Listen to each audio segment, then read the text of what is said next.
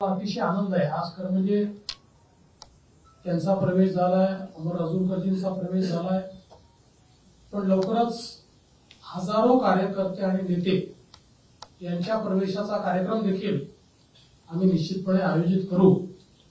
महाराष्ट्रामध्ये येत्या लोकसभेच्या निवडणुकीमध्ये त्यांच्या प्रवेशामुळे महाराष्ट्रात आणि विशेषतः मराठवाड्यात आमच्या महायुतीला एक विशेष बळ मिळेल आणि आम्हाला निश्चित त्याचा फायदा होईल हा मला विश्वास आहे।